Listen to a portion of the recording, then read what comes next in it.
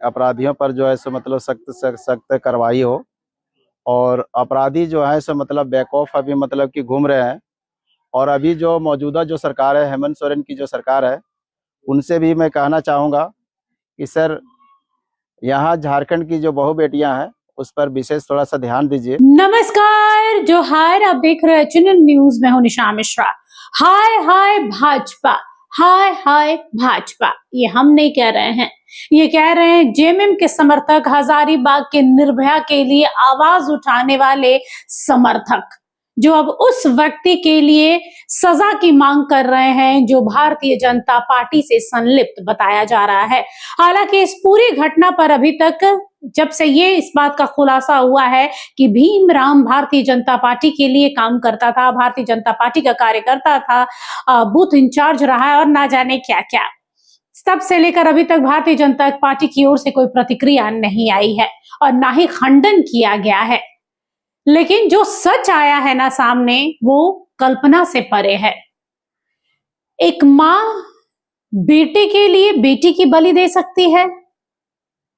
कोई कह रहा है इसमें तंत्र विद्या, पुलिस का ही कहना है कि तंत्र विद्या और अंधविश्वास की वजह से उस बच्ची के साथ में वो बर्बरता देखी गई है, उस बच्ची को मौत के घाट उतारा गया है। साथ में एक एंगल ये भी आ रहा है कि इस माँ का ये जो व्यक्ति है भीमराम, इसके साथ में अवैध संबंध थे, जिसको लेकर बेटी जान गई थी और उसके बाद से उसकी हत्या की गई है। अब कई तरह की थ्योरी बाजार में आ रही है। हालांकि पुलिस ने जो बयान दिया है वो आपके सामने है। पुलिस ने साफ तौर पर कहा है कि भाई बलि दी गई है यहाँ पर, और अष्टमी और नवमी की जो दरमियानी रात थी उस वक्त ये समय चुना गया है। उस बेटी के साथ में बर्बरता देखी गई। हालांकि दुष्कर्म की घटना की पुष्टि नहीं की है, दुष्कर्म नहीं है। पोस्टमार्टम रिपोर्ट में ऐसा कोई भी खबर नहीं है जिससे ये लगे कि बेटी के साथ में कोई शारीरिक शोषण हुआ है, लेकिन बेटी की निर्मम हत्या जरूर हुई। आइए सुन लेते हैं एक बार पुलिस अधिकारी ने क्या कहा है। ये बोलना यही है कि अपराधियों पर जो है सो मतलब सख्त से सख्त कार्रवाई हो। और अपराधी जो है सो मतलब बैकऑफ अभी मतलब कि घूम रहे हैं। और अभी जो मौजूदा जो सरकार है, हेमंत सोरेन की जो सरकार है, उनसे भी मैं कहना चाहूँगा कि सर, यहाँ झारखंड की जो बहू बेटियां हैं उस पर विशेष थोड़ा सा ध्यान दीजिए। और जो भी ऐसे मतलब कि घटना का इल्जाम दिए हैं उसको फांसी के फंदे तक चढ़ाइए। मैं हेमंत सोरेन जी से यही कहना चाहूँगा कि यहाँ की बहू बेटी सुरक्षित नहीं है। ऐसा नहीं लग रहा अपराधी बैकऑफ होकर काम कर रहे हैं? जी जी जी जी जी, ये तो बिल्कुल अपराधी जो है सो बैकऑफ होकर के घूम रहा है। कितना घिनौना घटना ये हुआ है? बहुत बहुत, इसको जितना भी मतलब कि कहा जाए उतना कम है। अगर अपराधी को अगर एक एक पीस करके भी अगर काटा जाए तो वो भी समझ लीजिए कि सजा कम है।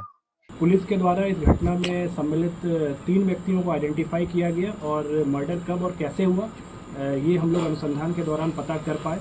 जो 3 व्यक्ति जिनको कि गिरफ्तार किया गया है उसमें एक मृतका की अपनी मां रेशमी देवी है। उसके अलावा गांव की ही एक महिला शांति देवी है, जो कि उनको भगतनी भी कहा जाता है। उनके द्वारा मुख्य रूप से तंत्र मंत्र इत्यादि का काम किया जाता है। और तीसरा व्यक्ति इसमें जो शामिल था वो था भीमराम। जो मृतिका की मां है और भीमराम के बीच करीब 10 वर्षों से अनैतिक संबंध की बात सामने आई है। और उनके जो पति हैं वो महाराष्ट्र में कुछ रोजगार करते हैं और कम ही घर आना जाना होता है।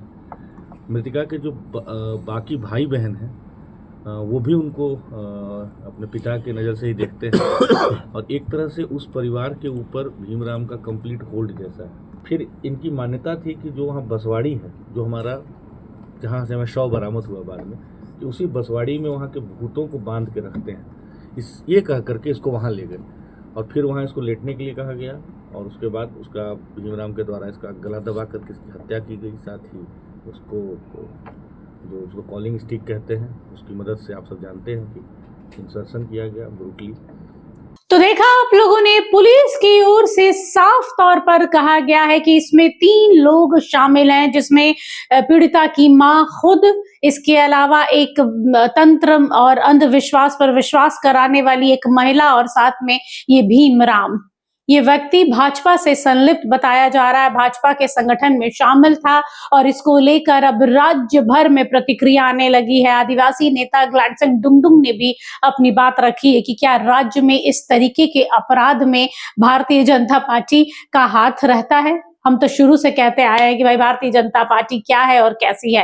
हालांकि भारतीय जनता पार्टी की ओर से इस पर कोई प्रतिक्रिया नहीं आई है। इंतजार है क्योंकि इस पूरे विवाद पर, इस पूरी घटना पर आदित्य साहू को जाना पड़ा हजारीबाग विष्णुगढ़ में। वहां भाजपा के और कई बड़े बड़े नेता वहां पहुंचे ताकि परिवार को ढांढस बना सके। झारखंड बंद का ऐलान तक किया, हजारीबाग को बंद तक किया। जरा सोचिए, इस बेटी को न्याय दिलाने की जो रेस थी, जो होड़ थी, उसमें सबसे आगे परिवार के बाद अगर कोई था तो वो था भारतीय जनता पार्टी झारखंड का। प्रदेश अध्यक्ष खुद वहां पहुंचे थे। यहाँ पर तमाम जितने बड़े अधिकारी हैं भारतीय जनता पार्टी के, चाहे वो भानु प्रताप शाही रहे हों, सबने यहाँ पर आवाज उठाई। लेकिन चिराग तले अंधेरा होता है, ये तो सबको पता है। जिस परिजन ने, जिस माँ ने दहाड़ लगा कर रोई थी कि मेरी बेटी को न्याय दीजिए, वो माँ अपनी बेटी को मारने में शामिल है।